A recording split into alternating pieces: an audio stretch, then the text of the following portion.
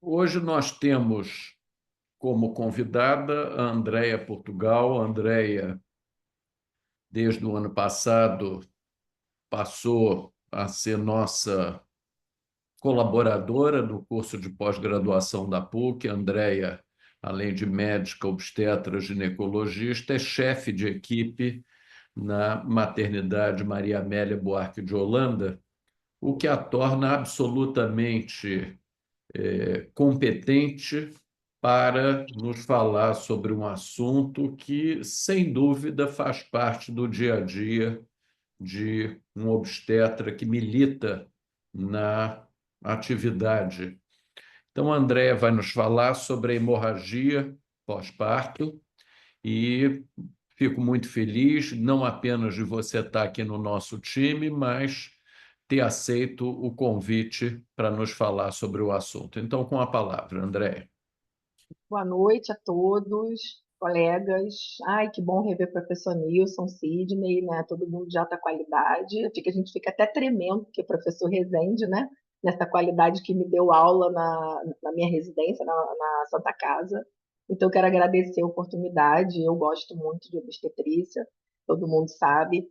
E é um assunto que realmente é super importante e que a gente tem que ser sempre, estar sempre relembrando, renovando, para poder salvar vidas, né? É uma coisa bem interessante. Já posso começar aqui, professor? Pode, sim, compartilhe aí com a gente.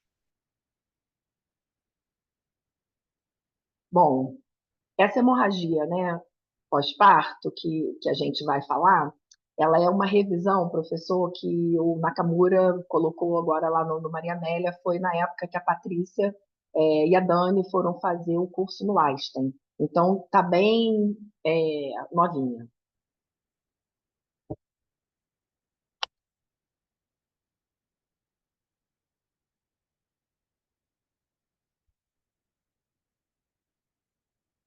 Ele deu foi um zoom, Andréia. Vou diminuir. Isso. E aí você passa aí o seguinte, que para a gente ainda não passou. Também ainda não. Você está no PowerPoint? Não, esse computador é touch, professor. Então, eu tenho que só conseguir entrar aqui, ó, para ele poder passar. Peraí, vem cá, Ney. Pede ajuda aí aos universitários. Exatamente. Aqui, ó. Achei. Consegui, professor. Então, vamos lá. Maravilha. Passou para a Então, gente também. Obrigado, Ney. você vê, é quem pertence realmente tem que ter o dono. Bom, gente, olha, hemorragia obstétrica, como o professor Ezendinho falou, é uma complicação grave em obstetrícia, uma das mais comuns no nosso pós-parto, entre 1 a 5% dos partos. É até muito mais comum do que isso hoje em dia, e está entre as 3 maiores causas da mortalidade materna. Ela pode ser evitável, mas nossa casuística, né, é bem grave. São 14 milhões de casos de hemorragia grave no mundo, né, ao ano. Entre isso, 140 mortes maternas anuais, que o Einstein avaliou, uma morte materna a cada 4 minutos no mundo e 360 mortes maternas por dia, na maioria das mortes maternas podendo ser evitável. Acho que agora pode seguir fazendo mouse. Bom, nós temos os fatores de risco que seja antes do parto, o que, que a gente tem? Já uma história pregressa dessa hemorragia pós-parto. A paciente fala para a gente, já tive hemorragia, tive que tomar um monte de remédio, foi uma complicação depois da cesárea ou depois do parto. Distensão uterina, o pessoal do gemelar e de trigêmeos, né? A gente já tem que pensar que isso pode acontecer. Distúrbios de coagulação, os nossos SAFs, as nossas alterações de coagulopatia, isso tudo é uma coisa que a gente também já tem que ficar preocupada. O uso de coagulante, porque essas pacientes usam Clexane, né? O pessoal do SAF e dessas complicações é outro fator importante. Multiparidade, quanto mais filho, maior a chance, esse útero distende várias vezes. A pré-eclâmpsia, o primeiro filho após uma nulípara, né, de idade avançada, Normalmente, atualmente, está até 42, 44, elas estão se aventurando um pouco mais.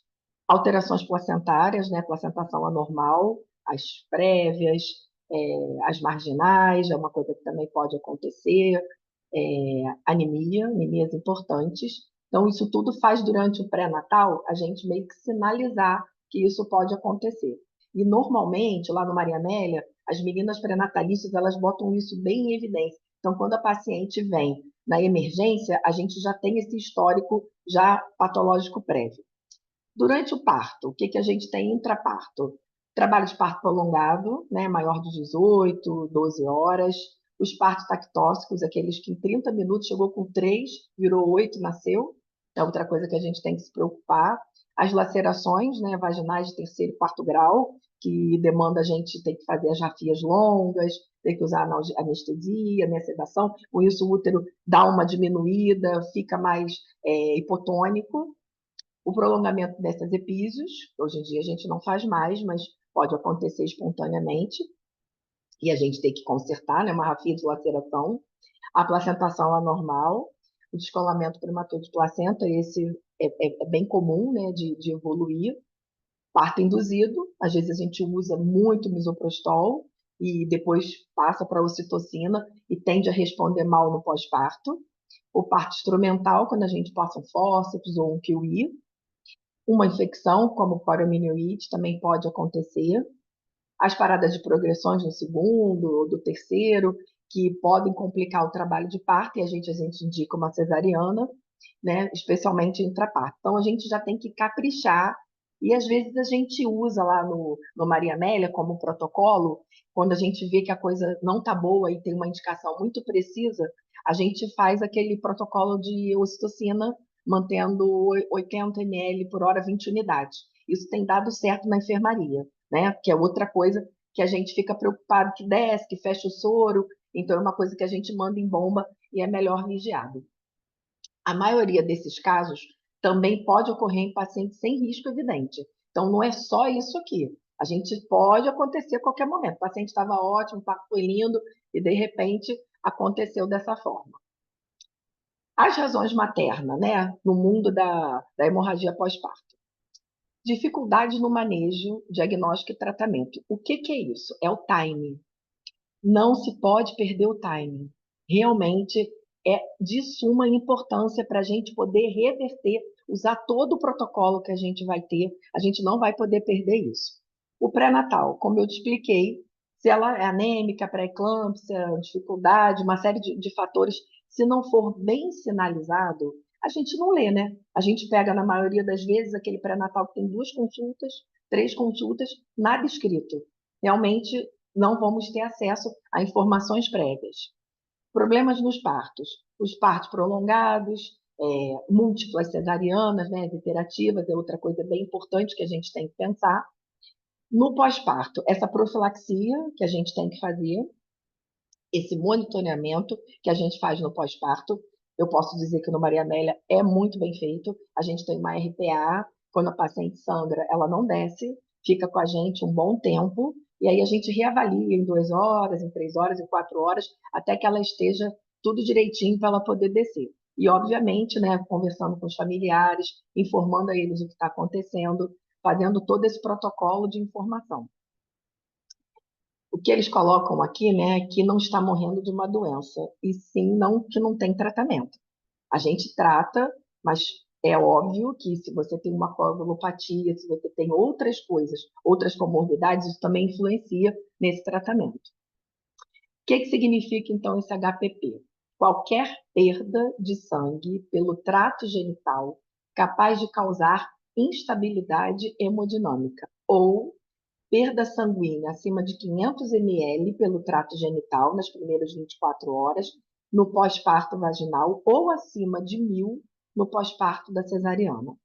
Essa HPP grave, né, maciça, significa um sangramento nas primeiras 24 horas no pós-parto, sendo superior a 2.000 ml, ou que necessite de uma transfusão mínima de 1.200 ml, 4 unidades concentradas de hemácias, e que resulte na queda dessa hemoglobina maior ou igual a 4. E, obviamente, o distúrbio de coagulação. Como é que a gente faz para mensurar isso? A gente tem um balde, certo, né? Um hamper, no qual a gente joga todas as compressas. Então, eu tenho ideia. Olha quanto que perdeu. Né? 2.000 vai ser fácil ver. Eu gastei ali 30 compressas encharcadas. Né? 15 compressas já é muita coisa. Então, a gente já vai ter essa condição de avaliação. Essa suspeita, né, que eles fizeram igual essa abordagem imediata, o que a gente vai ter que responder imediatamente? Como eu expliquei, o hérpera pode manter-se assintomática mesmo com perdas sanguíneas volumosas, porque é de uma hora para outra. Pasmem ou não, vocês vão aprender isso na vida, porque só a vida, né? Por mais que o livro ensine, vocês vão ter a sua medicina baseada em evidência que vocês vão ver muitas vezes. Então, você vai ver que ela, de uma hora para outra, está conversando, está falando, a pressão estava 10,6, 11,6, de repente, eu tenho uma queda de consciência, um rebaixamento de consciência grave, temos uma hipotensão, a paciente já não consegue ser responsiva, e isso é de uma hora para outra. Então, olha como é que a gente vai avaliar. A compressa média ensopada, ó, 140 ml, você vê pelo número de compressas que vão estar lá. A poça de 50 centímetros de diâmetro, né, significa os 500 ml. Lá a gente configura a quantidade. A de 75, 1.000, que são encharcadas. A poça de 100 centímetros já é no 1.500. Cama com poça, quando a paciente chama, às vezes na enfermaria, né? Pode acontecer. Desceu, estava tudo bem, nós temos o quarto período. Então, às vezes, o parto foi liso, parto da enfermagem, liberou com 20 minutos, 30 minutos, chegou lá embaixo, aconteceu alguma coisa, a enfermeira chamou, a gente vê aquela cama na poça. Pode subir com ela, que é uma HPP, com certeza. E a gente não tem tratamento na enfermaria, né? Nós temos todos os nossos protocolos das drogas lá em cima no quarto andar do centro de parto normal. Então, é uma urgência, a gente tem que subir com essa paciente. E aí, essa hemorragia com esse fluido, né, vai para o chão, obviamente, você tem que subir. Vocês vão ver logo, não vai ser evidente. Nunca mais vão esquecer, inclusive. Aqui tá para vocês verem, ó, eles fazem uma ilustração, tá vendo, ó? 100 centímetros, olha só isso, essa quantidade. Você compressas encharcada. Ó, cama com poça sob lençol, é uma hemorragia grave, né, maciça. A hemorragia vaginal com sangue fluindo, ó, também é outra coisa. E aqui vem a quantidade, ó, 50%, 75%, de 100 para cima encharcada. Deu compressinha encharcada, que agora as compressinhas estão diminuídas, né, gente, de tamanho, né? Na nossa época, né, professor, era grande. Agora a gente tem umas compressinhas menores. Então a gente fica em torno desse aqui, ó. As pequenas já encharcam com rapidez. Aí a gente já sabe que tem mais ou menos esse 75. Bom, esse volume perdido, ó, como é que a gente calcula? Apesar dessas compressas. Volume de sangue perdido em ml, que é igual ao peso das compressas com sangue, menos o peso das suas compressas secas, 1 grama de peso que equivale a 1 ml por sangue. E você vai ver no visual. 15 compressas dessa, a situação já está crítica. E essa avaliação clínica? Essa avaliação clínica, ela tem graus, né? Então, a gente precisa definir esse grau de hemorragia obstétrica, porque não podemos chegar na grave. É nesse momento que a gente entra com a parte clínica do time, não perdendo time para não chegar numa paciente que a gente possa não ter volta. Então, se ela tem uma perda de 10 a 15%, que é em torno de 500 a 1.000 ml, o nível de consciência normal, perfusão, né, normal, enchimento capilar, ok, pulso entre 60 a 90, PA sistólica maior que 90 e transfusão usualmente não necessária.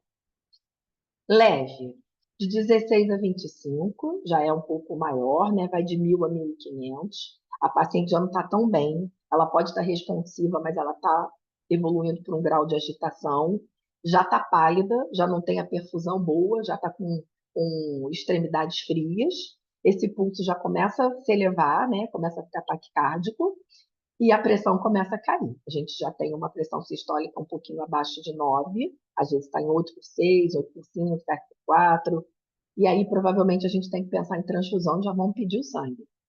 O moderado já é bem grave, já aumenta de 1.500 a 2.000, em torno de, vai de 26 a 35%. A paciente já não é responsiva, já está muito agitada, pálida, sudorese de extremidades, taquicárdica, né, para ser compensatória, hipotensão, 7x4, 7x3, e a transfusão é necessária, não tem jeito, a gente já pede logo aqueles nossos protocolos, né, do plasma, a gente vai passar aqui, vai ser concentrado de hemácia, plasma, crio, vamos ter que botar tudo e reverter, fazer todos os medicamentos que a gente faça esse útero corrigir a hipotonia. A paciente grave, já essa que é maior de 2.000, não é, né, tão comum, maior que 35%, mas pode acontecer. Ela fica realmente letárgica ou inconsciente, às vezes necessita ser entubada, né, fica completamente sem perfusão capilar, taquicárdica, hipotensão de 7 para baixo e transfusão maciça, anestesista, né, acionado, entubada, monitorizada, e a gente calcula o índice de choque dessa paciente para poder calcular esse grau de interpretação, né? Vamos calcular o índice de choque maior ou igual a 0,9, risco de transfusão, hemotransfusão e transferência. Maior ou igual a 1,4, transfusão agressiva em caráter urgente e abordagem. A gente sempre aborda. Agressiva e imediata transfusão maciça. E se ele for maior, igual a 1,7, alto risco de resultado materno adverso, é quando a gente tem chance de perda. E além de tudo isso que a gente vai fazer, a paciente tem que ser transferida imediatamente para um CTI. Não tem nem como termos monitorização a nível de ambulatório, né, e maternidade que não seja alto risco. Aí a gente transfere realmente.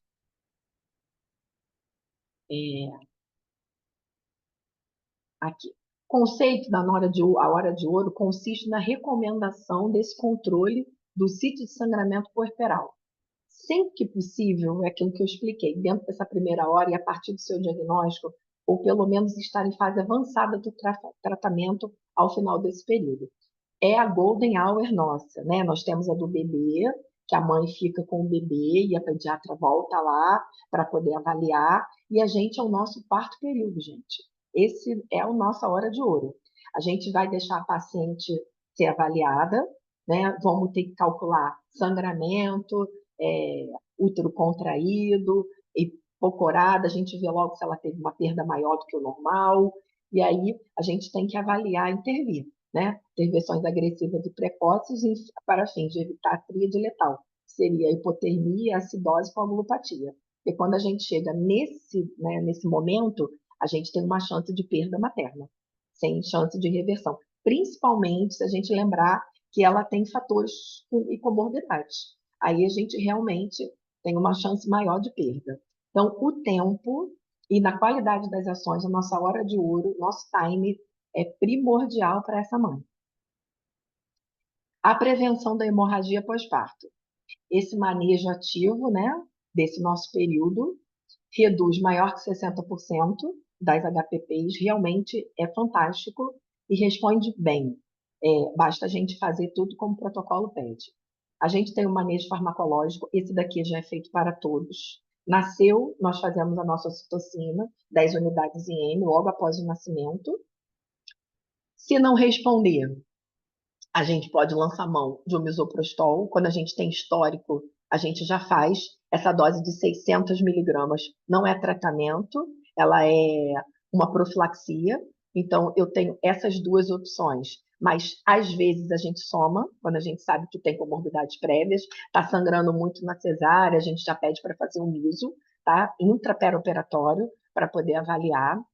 E aí tem o clampeamento do cordão, temos a vigilância dessa mãe, desse útero, a cada 15 minutos, nessas primeiras 2 horas pós-parto. Essa tração controlada do cordão, que faz com que, às vezes, a placenta, ela sangra. Então, nesse momento que a gente está esperando a golden hour da mãe, que a gente está esperando uma placenta com expulsão espontânea, ela começa a sangrar, descolar.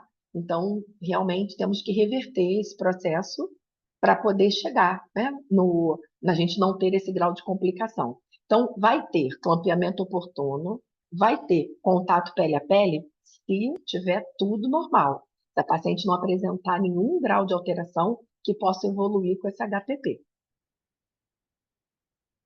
Se isso acontecer, o que que a gente vai fazer? Primeira coisa, chamar ajuda, né? A gente não trabalha sozinho.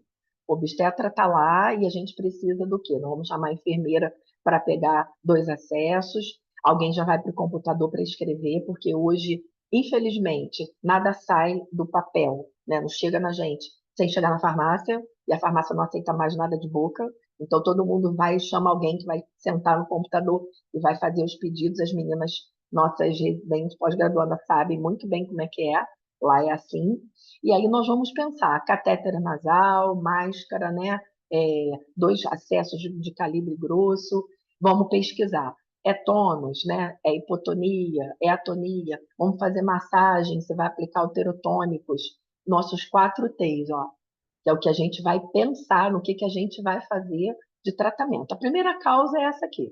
Você já começa a massagear o útero, né? Já faz a manobra, já começa a ver se ele responde, já pede os acessos, já pede os medicamentos. Pode não ter adiantado, você vai pensar em trauma. A gente já vai logo ver a laceração de trajeto, se está sangrando, se não, se eu tenho laceração de grau, terceiro, quarto, isso se for o parto vaginal. Na cesárea é mais difícil, né? Porque a gente está vendo, então você está vendo ali, se teve uma laceração extensa até ali o fundo de saco, que pode acontecer, ou perto da uterina. Então, às vezes, você tem que fechar esse útero bem, tem que prestar atenção, se não ficou nada aberto, mas a gente vai ver essa questão de trauma. Tem a questão tecidual, se a gente teve restos. Então, vamos lá, a gente vai fazer uma curagem para a gente ver se tem retenção placentária, fazer uma revisão de cavidade, já estamos com anestesista, já sedamos o paciente, já vimos tudo isso. E, por último, a gente vai ficar com as coagulopatias, já vamos colher sangue. Esse sangue foi colhido aqui, ó, nesse primeiro momento, e já vamos ver como é que veio o coagulograma, como é que veio o INR, como é que ela está, e já vamos começar a nossa transfusão, se indicado for. Essas causas, o que pode ter nos nossos 4Ts? Relembrando, o tônus, a causa maior é a atonia ou hipotonia, quando o útero não fica totalmente atônico, ele só diminui, responde com a massagem. Útero de multípara que tem isso. Ela vai, tem o bebê, ele vai endurece, aí daqui a pouco ele amolece, ele endurece, ele amolece, porque ele, coitado, já foi várias vezes, cresceu e diminuiu, então é muito comum, 70% disso. Os traumas, ficam com 19%, que são as lacerações, os hematomas, uma inversão, ruptura uterina, é bem menor, mas pode acontecer. O resto placentário também é uma parte menor, 10%, mas principalmente se tiver acretismo, né? Às vezes a gente tem esse diagnóstico prévio, a paciente já vem com uma ressonância, já vem dizendo que tem um acretismo, já vem alguma outra vislumbrou isso, a gente pediu um exame mais comprometedor para finalizar o diagnóstico, mas nem sempre temos isso no SUS. Então, a gente também tem que chegar lá. Pode ser que tenha feito tudo isso e nada deu certo. Então, vamos pensar que podemos ter um acretismo, que a gente leva para a sala, tenta curetar ou esterectomizar, né? Quando não tem jeito, um acretismo mesmo placentário, é esterectomia. Para salvar a vida dela, a gente vai tirar esse útero. E a trombina fica com 1%, ó. Olha como é que é baixo. Mas mesmo assim, ainda faz parte das coagulopatias, porque tem muitas mulheres que já vem com esse diagnóstico prévio, de mutação homozigótica, heterozigótica, coagulopatia, SAFs. Então, tudo isso a gente pode pensar posterior, né? Na verdade, isso é tudo em conjunto, tá, gente? Eu estou falando esses 4Ts na mente, pode ser fácil a gente enumerar, mas eu estou pensando num, a colega está no outro, estou eliminando esse, já vi aquele, isso é ao mesmo tempo, né? O obstetra, ele tem essa noção, porque ele vai verificar tudo e vai descartar as possibilidades até a gente chegar nesse diagnóstico e o tratamento adequado. Bom, é hemorragia pós-parto. Vamos lá, já falamos sobre ajuda. Chamei a colega, chamei a residente, chamei a pós, chamei todo mundo, chamei a enfermeira, chamei a anestesista e vamos embora. Oxigênio, monitorização.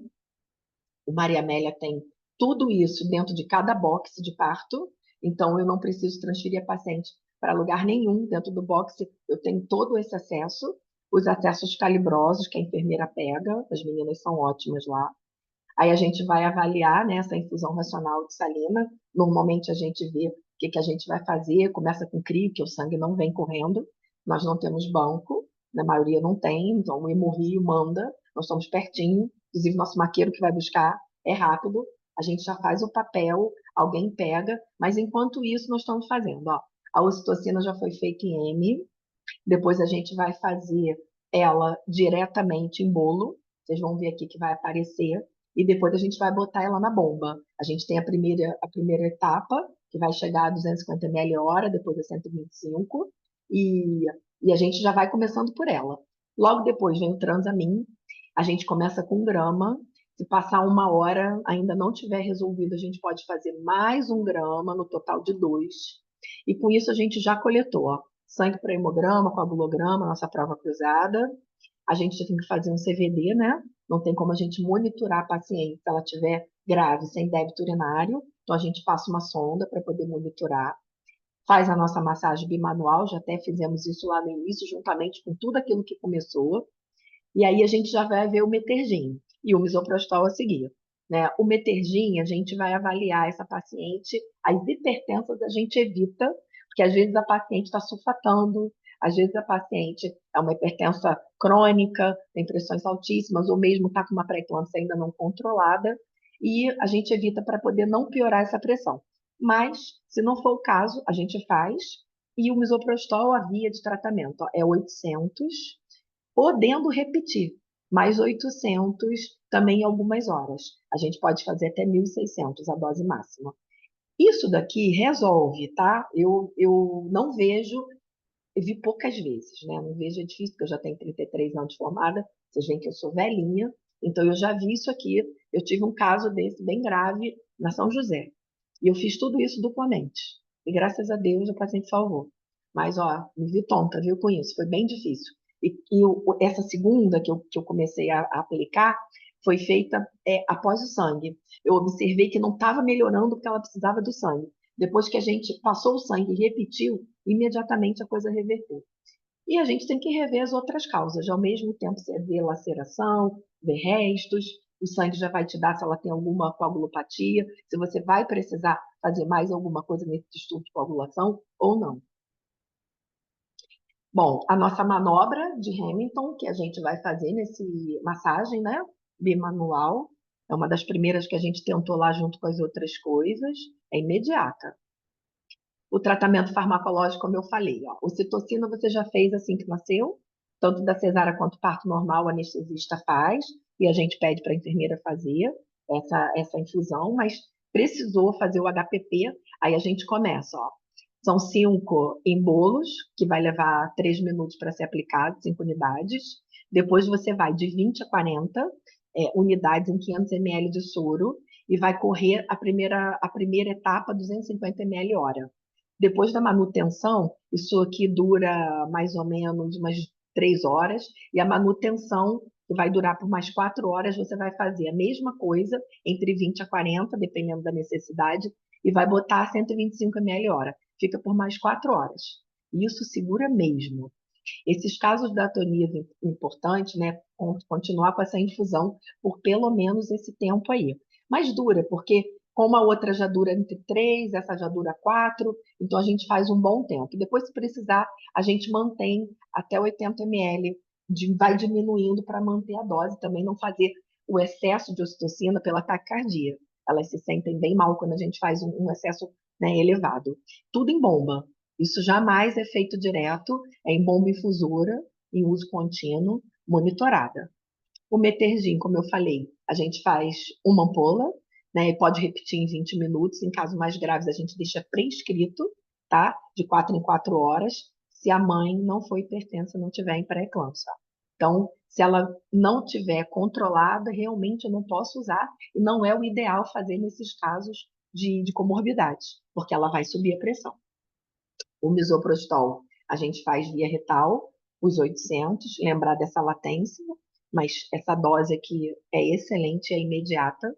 Se necessário, em outro momento eu posso fazer mais. O Transamin, que é o ácido tranexâmico, você vai fazer 1 grama, respeitando essa velocidade também. Normalmente elas fazem um sorinho, né, não põe direto, e pode repetir em 30 minutos, ou um pouquinho mais. Eu sempre espero quase 1 hora, senão eu faço 2 gramas, entendeu? É mais realmente experiência de cada um, mas é válido.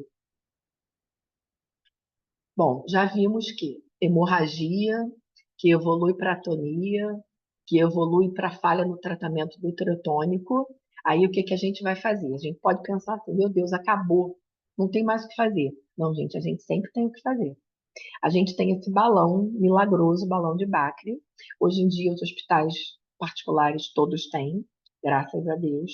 Mas mesmo quando não tinham, o Maria Amélia foi pioneiro em criar o balão, né? A gente não tem dinheiro, o SUS não tem dinheiro para pagar um Bacre, é caro, e a gente montou. O Nakamura nós temos, são bandejas que já vem pronto, ele para montar. Então, ele bota a camisinha, a gente faz com camisinha, faz com catéter, com a sonda, e amarra, e enche 500 ml, por incrível que pareça, dá certo, entendeu? Eu sou testemunha que eu já passei várias vezes. E aí a gente faz, improvisa, faz o nosso Bacre, né, a La Maria Amélia, e com isso ele faz assim, uma hemostasia, ele faz o útero ficar bem durinho e faz essa compressão. A gente insufla ele com 500 ml e vai esvaziando, ó, 24 horas após 50 ml a cada hora, até tirar. É uma taxa de sucesso altíssima, 84%. É óbvio que a gente tem que fazer uma profilaxia antibiótica, né? Que a gente está manipulando essa paciente e ele fica por 24 horas. Bom, não deu certo. Eu tenho um time dele. Normalmente a gente espera umas 2 horas. Se está dando certo, a gente observa mais um pouco. Mas se nesse período nada aconteceu, isso daqui é para fins de observação, porque a gente não tem, né? Mas tem no Einstein, é o traje anti-choque, não pneumático. Tá vendo? Em 2015, a FIC passou a recomendar o uso dessa ferramenta aqui, mas realmente não é a nossa realidade. Mas segundo o Einstein, também funciona. é, Ele usa na estabilidade hemodinâmica, nesse sangramento virtuoso, e é um dos ajustes para a gente não chegar ao nosso choque hipovolêmico. Mas nós não temos. Sonho, quem sabe um dia. E aí, vamos supor que o balão não deu certo. Não deu certo, a gente vai ter que fazer mais algumas coisas. No parto vaginal, eu não tenho saída. Eu vou abrir e vou operar, certo? A gente não tem o que fazer, eu vou ter que fazer uma esterectomia, porque a paciente está lá chocando o balão e nada está sendo a mesma coisa, está sangrando. Então, vamos botar na mesa, vamos tirar esse útero em prol da vida dela. Agora, se eu estou numa cesárea e eu fiz tudo isso e não reverteu, antes da gente fazer uma esterectomia, a gente tem essas suturas hemostáticas, que são muito boas, que revertem mesmo, o sucesso é alto, ó, é diagnosticado como 91%. E esse daqui são alguns deles. Ó. Esse daqui é o Belinte. É, Pena que a gente não está pessoalmente, porque era bom vocês treinarem. Vamos combinar, professor, de fazer uma aula dessa para eles, para a gente fazer esses testes, esse treinamento. Ó. Vocês vão passar essa sutura, ele começa aqui na frente, ó, isso aqui é esterotomia, tá vendo? Tá aberto, você vai passar aqui o fio, vai para trás, vai passar aqui por trás, ó, e vai voltar para frente e vai sair aqui. E aí ele amarra. O auxiliar amassa o útero, aperta bem o útero, que ele está mole, né? Ele está totalmente hipotônico, atônico, molinho, e ele apertou e você fechou.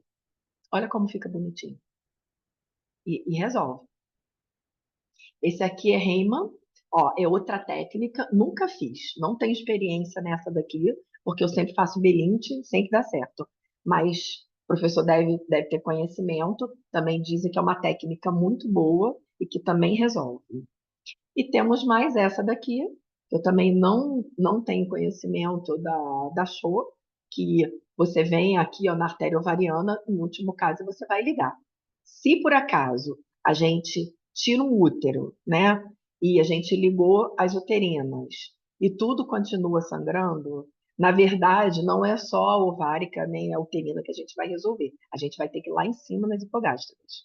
É a nossa única solução de parar 100% um sangramento, talvez por coagulopatia.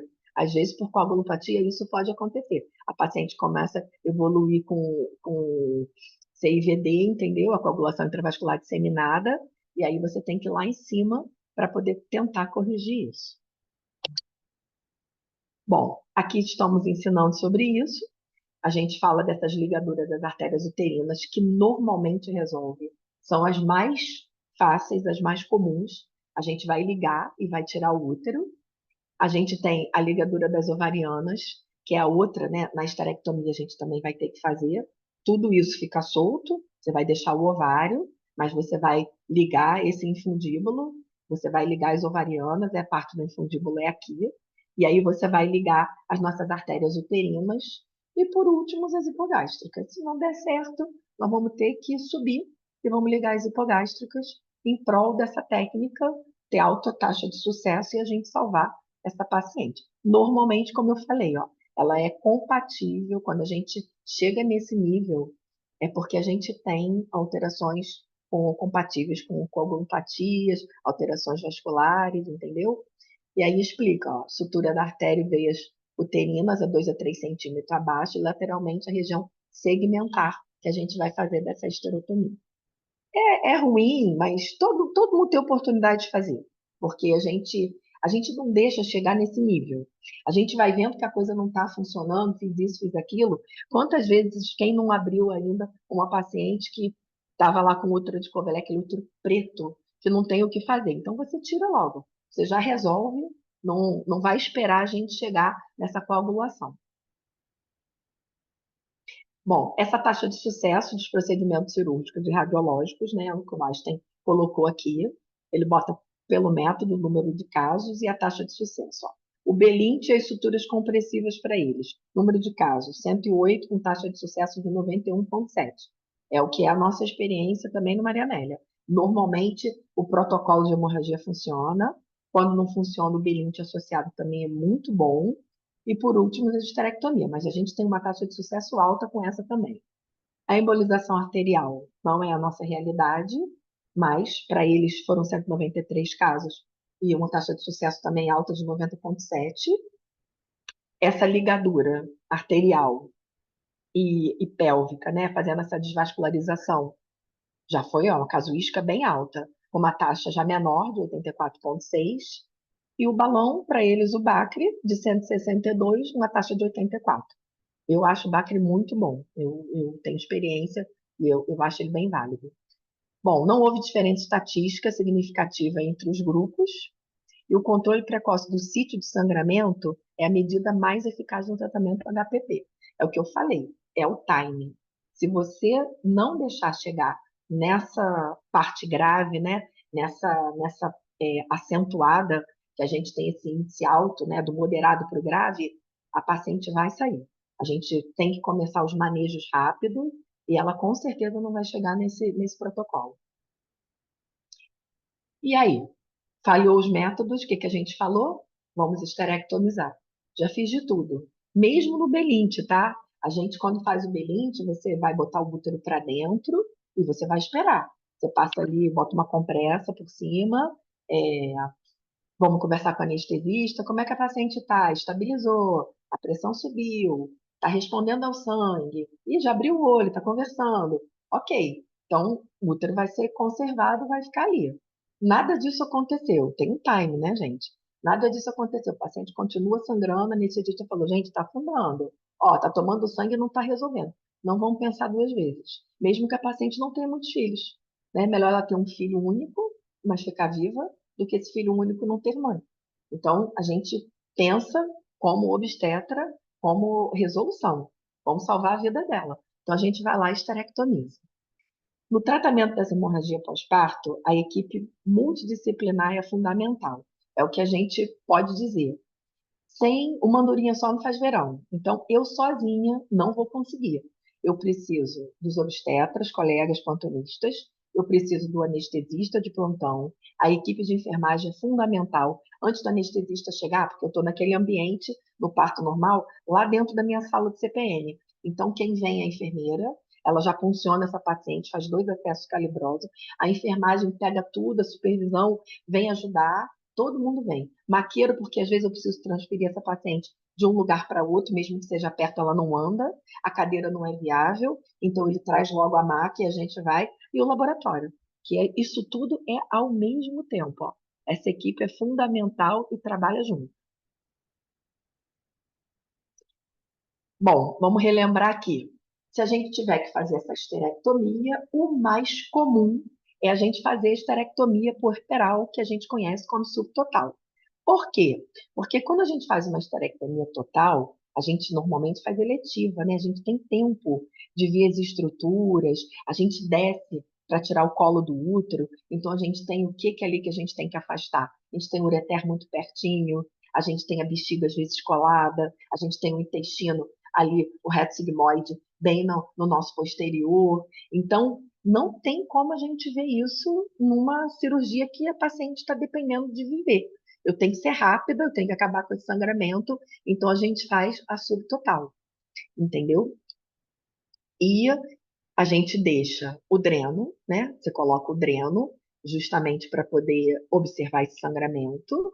E pacientes hipotensas ou utilizando drogas vasoativas, a gente vai observar, ela vai precisar o quê? De um CTI, porque a gente precisa vigiar esse hemoperitônio, essa laparotomia que a gente está fazendo, porque já deixa de ser uma cesariana, virar uma caixa, né, de laparotomia que a gente vai pedir, a maternidade tem, que as pinças são outras, a pinça de abordagem desse ligamento redondo, das ligaduras, né, vasculares, são todas outras. Eu não consigo fazer isso com a caixa de cesariana. Então, a gente vai pedir e vamos resolver com a subtotal, para poder não perder tempo e o anestesista ficar feliz. Dentro das coagulopatias, né, vamos relembrar, a gente tem que fazer eles de diagnóstico de exclusão, essas condições obstétricas que podem causar essa coagulopatia, essas pré-eclâmpsias que a gente tem, a paciente que é eclâmpsia, a paciente que evolui para HELP, os DPPs, que são descolamento prematuro de placenta, a paciente que tem óbito fetal, ela tem muita chance de evoluir com essa hemorragia pós-parto e com coagulopatia, principalmente dependendo do tempo que esse bebê está morto intraútero. As embolias, a embolia amniótica principalmente, e as pacientes com infecção que evoluem para sepse. Então, tem que pensar nisso. E aí a gente vai tratar de que forma? A gente tem que repor, né, plasma, crioprecipitado, concentrado de hemácia, plaquetas. A gente tem uma tríade que Nakamura colocou e deu super certo. A gente pede tudo quatro, né? Porque seis ninguém dá. Então a gente pede quatro, quatro, quatro, vem três, vem dois. A gente se vira e manda outro pedido quando a gente sabe que vai precisar de mais. Mas isso tudo a gente tem que passar, ó. Ah, tadinha, ela melhorou, eu estou passando aqui, estou no segundo concentrado. Não melhorou, não. Ela daqui a pouco ela já perdeu muito plasma fresco, então a gente tem que repor tudo isso para o nosso tratamento dar certo. Não pode ser único. Bom, hemorragia pós-parto. Vou continuar lembrando a vocês que esse é a luta contra o tempo.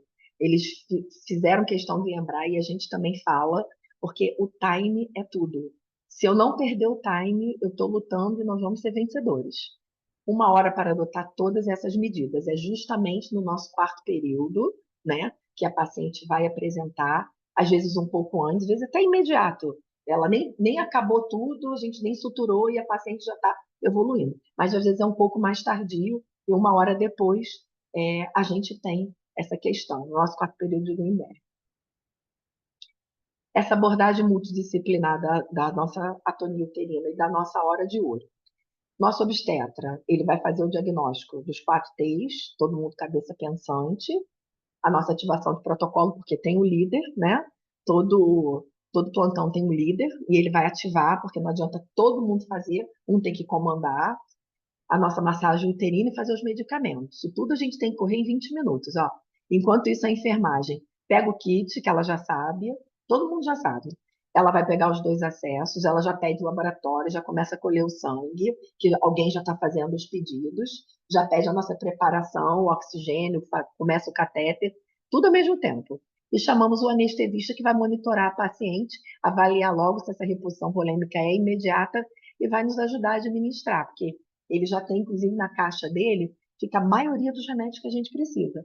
E se ela tiver hipotensão, ele vai melhorar essa pressão, ele vai complementar com algo que precise. Se não resolver, ó, em 30 minutos, eu tenho o balão, eu tenho que avaliar, passar esse balão, a gente não tem o traje, aí a gente tem que avaliar as nossas estruturas hemostáticas, que isso a gente tem, se a gente vai botar na mesa ou não, o que a gente vai poder fazer, se tiver numa cesárea já resolve o que a gente vai fazer. A enfermagem já está nos ajudando a fazer tudo isso do balão, ela já traz, já prepara o material, porque Nós temos dois tipos de enfermagem, a que fica no centro cirúrgico, a que fica no nosso CTN, então tem muita gente para poder ajudar, já estão indo para o banco de sangue, já contactou o laboratório, já colheu, já está até correndo, o laboratório chega rápido. E o anestesista já viu isso, se ele vai sedar, vai analgesiar, o que, que ele vai fazer para a gente, qual é a monitorização invasiva, se ele vai entubar a paciente, se ela tiver né, com indicação para isso, ele já começa a transfundir, fazer os vasopressores, dar à paciente uma estabilização para a gente poder atuar. Bom, não resolveu. O que, que a gente viu? Ó, ao nosso tempo, esterectomia, para fazer o controle de danos. Não tem o que pensar. Paciente multíparo, ok, primíparo, ok também. Vou tirar o útero, não tem solução. Ah, ela tem um filho só, tem 20 anos. Paciência. É isso que a gente vai fazer para salvar a vida dela. A enfermagem já viu todo o nosso material e a gente já está fazendo nosso contato com o CTI, né? Porque se eu cheguei nesse patamar, a paciente precisa de monitorização em centro de tratamento intensivo. O Maria Amélia ainda não tem, um dia sonhamos com ter, mas ainda não temos. Nosso CTI é o Souza Guiar, nossa sala vermelha, porque nem eles têm vaga em CTI, mas, para ser sincero, nosso CTI mesmo é Fernando Magalhães. A gente liga e pede vaga e, graças a Deus, eles nos dão. E o anestesista, nesse meio tempo, está estabilizando a paciente, vendo isso, checando gasometria, vendo a transfusão, se está tudo bem, se a paciente está estável, inclusive para remoção. Para eu remover uma paciente para o CTI, eu preciso estabilizá-la primeiro, senão ela para na ambulância, nada feito. A gente tem que estabilizar. Isso realmente o anestesista vai nos ajudar. Se a gente evoluir nessa necessidade ó, de ressuscitação volêmica e hemostática, é aquilo que a gente leu e avaliou. Com o aumento das coagulopatias, à medida que se aumenta a administração endovenosa de fluidos, isso aumenta. Ó. Vai para 40% maior de 2.000, 50% se for maior de 3.000 e 70% se for 5.000. Isso aqui é gravíssimo. É maciço, nunca vi, porque nem sei se a paciente sai dessa condição aqui. Aí a gente vai reavaliar essa resposta da paciente a cada 500 ml. Vamos ver o cristalóide aquecido, né? O anestesista vai fazer essa parte. Isso também não nos cabe, não dá para a gente fazer tudo. Obviamente vai ter um obstetra de fora ajudando, monitorando quem está operando, quem está resolvendo as outras questões. E aí a gente vai ver se esse aumento da pressão melhorou, se o controle do sítio hemorrágico acabou, se a gente controlou ou não, se você tem diluição dos fatores de coagulação, se a paciente tem acidose, hipotermia, o anestesista aqui, ó, agindo junto com a gente e nos dizendo, ó, tá acidótica, né, tá com hipovolemia ainda, melhorou, não tá mais hipotérmica, né, a gente bota aquele aquecedor nela, isso a gente tem. A gente faz tudo que pode, dá soro quentinho, a gente faz todo o protocolo necessário e é uma equipe multidisciplinar. E essa reposição volêmica é indiscriminada. Eles botam aqui, ó, cuidado, justamente porque quando a gente dá um volume demais, a gente faz o quê? Alteração cardíaca e renal. Então, eu tenho que saber compensar isso. Porque se entrou, o paciente tem que eliminar de uma certa forma, justamente para a gente não ter nenhuma repercussão cardiopulmonar ou renal. Essa resposta é infusão, ó. Então, nossos parâmetros. Se eu tenho sinais vitais maior que 90, estado de consciência normal e pulso radial firme, é paciente estável. Ela está respondendo as respostas, ó, retorno ao normal.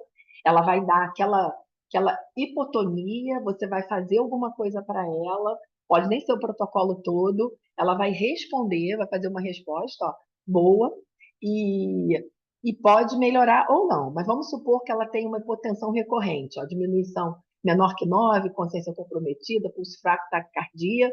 E aí, sem respostas, parâmetros não melhoraram, não atingiram as metas em nenhum momento. Aí já é hora de agir desde aqui, ó.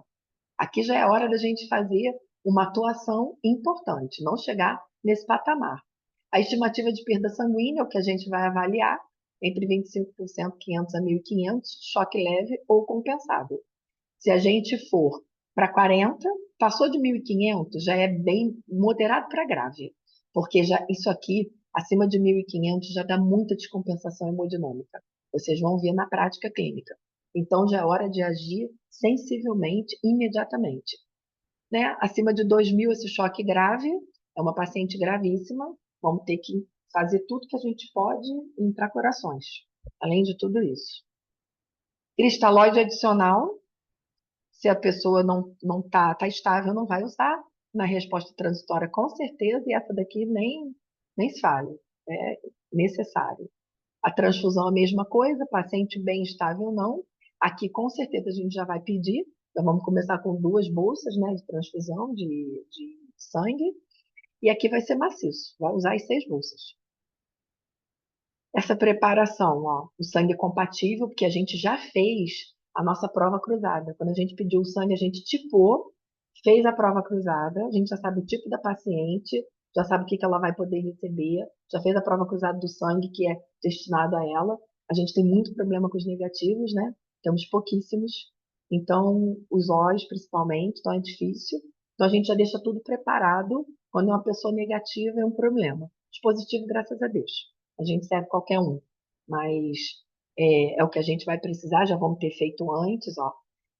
Aqui, a gente até não faz isso, tá? Sem prova cruzada, aqui faz, né? Vai ter que fazer porque vai entrar o negativo ou não, mas por que que a gente até não faz, gente, esse resposta transitória? Eu já vi rápido, a gente já viu aqui, né? A gente já tá malandro, a gente já ficou treinado, quando colher lá imediatamente, já pedimos tudo, já tá dentro, então eu já vou ter feito esse teste, porque eu já pedi o teste, a Morrinho já fez, ele libera pra gente imediatamente, quando é necessário, mas temos um telefone, um contato direto, obviamente, com a chefe do banco de sangue, e ela libera. Em meia hora, 40 minutos no máximo, com prova cruzada, esse sangue está em nossas mãos. Então, vamos observar, tá vendo? A cada 500 ml de soro infundido, ó, avaliar a transfusão. Passou de 1.500, é certo. Tanto cristalóide quanto transfusão. E essa transfusão deve ser baseada na clínica, né? Conversando já ficou claro que a paciente grave nem vai ser discutido, mas a gente não vai deixar ela chegar no grave. Aquela paciente que está na transição, a transfusão emergencial imediata, são 2 unidades, com O negativo sem prova cruzada. Esse é aquele choque, aquela paciente que chega com DPP, aí realmente não temos o que fazer. Ela perdeu aquele sangue todo, já chegou com o feto morto, você acabou abrindo, né, porque ela vai perder a vida, e aí você já vai fazer dessa forma. Mas se não for assim, se for por hipotonia e atonia, você já fez todos os testes lá em cima. E essa a hemorragia pós-parto tem essa alteração, ó, hipofibrinogenia precoce. Esse fibrinogênio é uma coisa que a gente dosa, menor que 200 é igual grave, e solicitar fibrinogênio quando disponível. Nós temos. A gente sempre pede, faz parte também do nosso ritual, lá do nosso laboratório, pedir fibrinogênio. Já a gente não fica sem ele, precoce depois, a gente avalia. O teste de Weiner é o sangue em tubo de ensaio com esse anticoagulante por 7 a 10 minutos para poder avaliar esse fibrinogênio menor que 150. Não é a gente que faz isso, é o laboratório, mas é bom você ter conhecimento, isso cai em prova. Bom, os protocolos transfuncionais variados. O que a gente vai solicitar? Ó? Como eu falei, seria 6, mas ninguém dá. Então a gente pede 4. São 6 unidades concentradas de hemácia. Esse é o protocolo certo para responder na prova, tá? Mas lá no Maria Amélia eu peço 4, porque 6 nunca vem. Então, 6 unidades concentradas de hemácia, 4 unidades de plasma fresco e um pool de plaqueta ou 6 unidades. Pool nunca tem. Eles mandam as plaquetinhas em unidade, que também nunca chega a 6. 4 é o nosso máximo. Esse protocolo de hemorragia maciça é um concentrado de hemácia, um plasma fez congelado, uma unidade de crio precipitado e uma unidade de plaquetas. Você pega essas 2 veias, às vezes eles pegam profunda, né? O anestesista vai pegar logo 2 profundas e vai transfundindo tudo ao mesmo tempo. É dessa forma, nesse caso grave. Esses 2 concentrados de hemácias e 2 plasmas frescos é o que a gente mais faz. Normalmente sai daqui. Isso daqui é o suficiente, vocês vão ver na prática clínica. O que a gente conversou anteriormente é o grave, e não é tão comum, mas acontece, então a gente tem que saber, não podemos esquecer. E novamente, ó, o Transamin de 8 a 8 horas, você vai fazer 1 grama, precisando você faz 2, depois você pode manter. Vamos avaliar se vai ter resposta ou não. Vai administrar o concentrado, 2 plasmas, 2 crios. Sem resposta, aí a gente vai avaliar. mais 4 concentrados de hemácia, mais 4 plasmas, uma unidade terapêutica de plaquetas. Também não vejo chegar nisso aqui, porque nesse momento a paciente já teria muito grave, a gente já teria resolvido, tirou o útero, já transfundiu, já levou para o CTI. Normalmente isso aqui é a nossa realidade, ó. Sai, resolvendo todo o nosso protocolo e com essa transfusão, normalmente a paciente sai bem. Bom, continuo sem resposta. E vamos considerar as coagulopatias, né? Alterações do fator 8, do fator 7, do 8 é o mais comum. Administrar os 4 concentrados de hemácia, os 4 plasmas e os 4 crios. Então, quando a gente tem conhecimento de causa já de uma coagulopatia, é previamente pedido, né? Qual é o caso que a gente pede? Quando você sabe que a paciente tem placenta creta, por exemplo. Você sabe que a chance de virar esterectomia é grande, então você faz uma reserva. Em todo hospital particular é assim. Quando você tem uma paciente com placenta prévia, né, malformação placentária, você também pede. Você faz reserva do sangue, do plasma, do crio, e no Maria Amélia a gente também faz. As placentas prévias são agendadas, a gente não deixa o paciente entrar em trabalho de parto, não corre risco disso acontecer de madrugada. Então, a gente faz essas reservas, a gente reserva o sangue, a plaqueta, a hemácia, já fica tudo marcadinho lá no hemorrio e entregue para a gente antes da cirurgia. A anestesista só começa com isso em sala, entendeu? Não usou, né? A gente devolve o concentrado, se não utilizar, descarta o plasma e o crio. Felizmente é perdido, mas a gente tem que prevenir.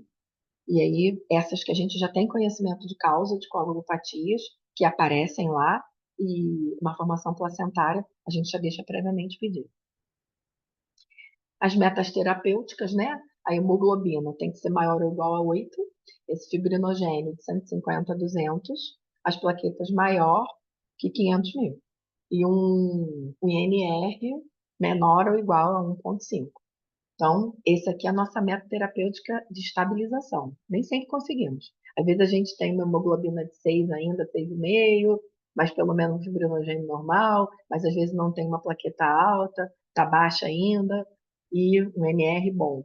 Tem que ver o conjunto da obra, mas ó, a gente chega perto, entendeu? Para a estabilização da paciente, a gente chega perto, porque tem os fatores anteriores, né? Se a paciente já tem uma anemia, se a paciente já tem alguma indisposição prévia para alguma doença dessa, e aí a gente já vai perdendo em alguns fatores desses. Então, se a paciente mantém estabilidade hemodinâmica após a transfusão, ou não está bem transfundida isso, ainda estou com isso tudo alterado, ou necessita de mais hemotransfusão, ou continua com foco de sangramento ativo, ou ambos. Então, aqui, novamente, a gente vai falar o quê? Da nosso olho, da nossa avaliação. A gente precisa vigiar essa paciente, ela fica lá na RPA, porque, vamos supor que a gente fez tudo, ela não pode descer, nem pode sumir. A paciente vai ficar diante dos nossos olhos, a enfermagem a ver de hora em hora e a gente também. A gente evolui, a gente coloca a paciente pressão, a gente monitora, a gente vai lá ver o sangramento, ver se o útero está contraído, como é que está essa diurese, né, como é que está a parte clínica da paciente, e aí decide. Se ela estiver sangrando, se a gente realmente vê, é hora de abordar, porque já aconteceu, da gente fechar, fizemos todo o protocolo, fizemos belinte, e aí, uma hora depois, nada melhorou, o paciente afundou de novo, então é hora de definir por uma esterectomia, por outro tipo de conduta. Nesse caso, vamos relembrar aqui, ó, da atonia uterina. Ele vai fazer, primeiro, a massagem uterina bimanual, tudo ao mesmo tempo, hein? Já foi feita a ocitocina, ela já tomou lá o 10 ml de unidade no pós-parto imediato, mas aí a gente fez em bolo, já colocamos no soro de 20 a 40. Lá no Maria Amélia, a gente tem um protocolo de 30. Eu acho que é porque também não tem ocitocina para tudo isso. A gente usa 30 unidades e dá certo. Nunca chego a 40, não. Mas é 250 ml por hora, venoso no primeiro momento, e a manutenção, lembra, é em 125, a mesma dosagem. Normalmente a manutenção a gente faz 20 em 125 ml hora, e responde muito bem. Vamos fazer o Metergin, que é a metilergometrina, né, intramuscular, para quem não é hipertenso, para quem não tem pré-eclâmpsia, para quem não está sulfatando. Vamos fazer o misoprostol, 800 via retal. Normalmente é uma sequência que a gente vem fazendo. Tá vendo? Aqui evolui para dose de manutenção e aqui você vai precisar repetir. Traje choque não é a nossa realidade, vamos pensar no balão. Não resolveu nada disso. Já fiz o Transamin, ó, juntamente, fez a ocitocina, já evoluiu com o Transamin, já fez 1 grama, vamos ver se vai fazer de novo, se vai ser necessário repetir. A enfermeira mesmo avisa, ó, tem 40 minutos que eu fiz, aí continua sangrando, posso fazer outro? Eles já estão acostumados, a gente faz outro.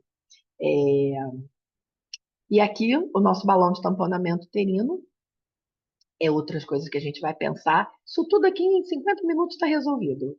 E aí não deu certo. Ó, a nossa opção. Abre, vai fazer a sutura compressiva, vai fazer a ligadura, se necessário, vai tirar o útero para a gente fazer esse controle de danos. Bom, com diagnóstico, recurso e manejo no momento certo, no nosso time, na nossa hora de ouro, a hemorragia pós-parto pode ser a mais prevenível causa de mortalidade materna. Esse é o nosso objetivo, o objetivo de todo obstetra que não quer perder de jeito nenhum uma mãe, né? A morte materna é algo assim que nos causa uma temeridade, uma assombração.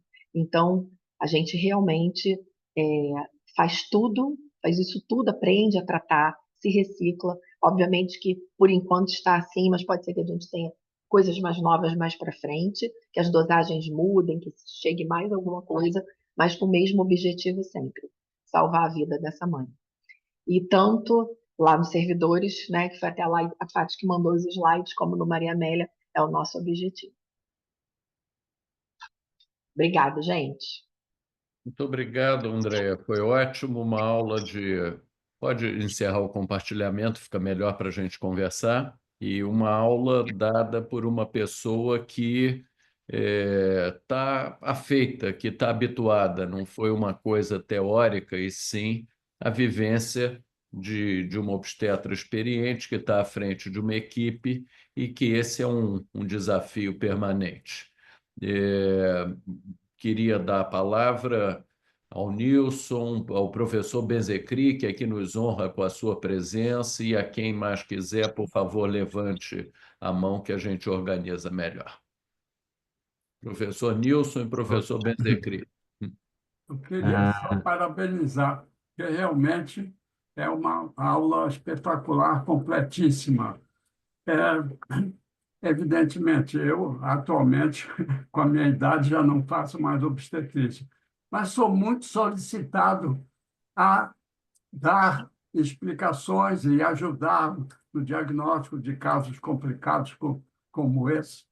Por isso, eu estou sempre aqui tentando aprender um pouco mais. Muito obrigado, parabéns, parabéns à nossa ilustre conferencista, parabéns ao professor Jorge. Obrigada, professor. Uma honra, o senhor. Muito obrigado, professor. Realmente uma honra tê-lo aqui nessa sessão, o que mostra aí que estamos indo pelo caminho certo, na qualidade dos temas e dos apresentadores. Nilson, você que foi intimado a depor. tá certo, tá certo. Bom, parabenizar a Andréia, né, pela apresentação. Realmente, como o professor Jorge comentou, mostrando, né, não foi uma dissertação, mostrou a experiência que tem, né, na lida do assunto, né? E é só fazer um comentário em relação. Esse eu sempre fico, não é um problema, não foi você que montou, mas com aquele fluxograma, né, das Isso. medicações para hemorragia, que durante a fala o expositor sempre diz que tem que fazer o ácido tranexano logo, de imediato, tá? E aí ele aparece sempre de lado, né? Aí eu falei assim, mas por que não coloca dentro da lista? Coloca lá ocitocina mais o ácido tranexano, porque, entendeu? Ele fica ali de ladinho, né? Não fica mostrando, acho que diminui a importância dele ali no fluxograma. Mas todas as vezes os expositores chamam a atenção dessa necessidade imediata, né? Parabéns, André, excelente exposição. Obrigada. Eu vou fazer. Deixa eu tentar fazer aqui uma coisa, mas acho que não. Ah, consigo aqui. Olha, Nilson, fui checar aqui o nosso Rezendinho, está aqui o tranexâmico na mesma hierarquia, não está de ladinho. Olha, Exato, exatamente. Isso que é me. E um outro troço que eu adorei, que foi invenção do Nakamura, para gente que conhece a música, de motivo, né? temos Então, o bundle, é o mnemônico do primeiro pacote de tratamento da hemorragia pós-parto. Então, D, detecção precoce, M, massagem uterina, ocitocina, tranexâmico, reposição IV e outras medidas. Então, aquele me dê motivo, né, do Tim Maia. Vou mais. poupá-los da minha interpretação musical. É verdade. Só não pode ir embora, né? Pois é, me dê motivo para ir embora. Não pode dar motivo, Só né? não pode dar muito bem embora. Devia ser não me dê motivo, né, Sidney? Pois é. Vamos lá, gente. Quem quiser comentar, tem alguns comentários no chat, todos te elogiando. Nossos pós-graduandos aí. Ai, mas tão fofo. É. Meninas também. Eu queria comentar só uma coisa. Andréia, parabéns pela sua aula. Belíssima. Assim, é uma aula que a gente dá muito no município, mas você fez ela mais completa hoje, que eu reparei que tinha uns slides que eu não tinha visto ainda, né? E, inclusive, da transfusão maciça, né? Que, na verdade, coloca o escrito, mas veio quanto de cada um que faz, né? Parece que tem de um em um, né? E tem também aquele outro esquema de 4, né? De cada um que você falou, né? É isso aí. Só Mas uma coisa que essa aula foi muito boa mesmo, mas foi no Einstein. A gente esteve lá fazendo esse foi no Einstein. Foi muito Então, bom. eles pegaram os slides nossos daqui, levaram, aí melhoraram. Mas, de qualquer maneira, sobre a artéria hipogástrica, é bom salientar, claro, que a causa mais comum é a atonia e ela vai resolver. Mas quando o sangramento, por exemplo, é de uma placenta prévia, que não é o caso, apesar da aula ser de hemorragia, a hipogástria você não consegue resolver, não, porque a irrigação do colo do útero, né? Se não me engano, veio da vejiga externa, se não me engano, né? Alguma coisa assim. Mas quando é realmente do corpo, que é a maioria, né? A hipogástrica resolve. Só comentário aqui. Parabéns mais uma vez, tá bom? Obrigada. Andréia, foi excelente a aula, volto a te dizer, te agradecer. E eu que nunca tinha visto você dando uma aula, fiquei aqui encantado com a sua didática, tranquilidade, segurança, que certamente refletem aí a tua vivência como boa obstetra que é. Queria agradecer novamente a presença de todos vocês e convidá-los semana que vem. Temos aí novamente uma sessão. Deixa eu ver se eu descubro aqui, se eu me lembro qual é o. Semana que vem será Vitória Helvas apresentando gravidez ectópica. Então, Estaremos dia aqui, 7/4, no mesmo horário, às 6 da tarde. Muito obrigado, gente. Uma boa semana. Obrigada, professor. Boa noite. Abraço. Boa noite. Boa noite.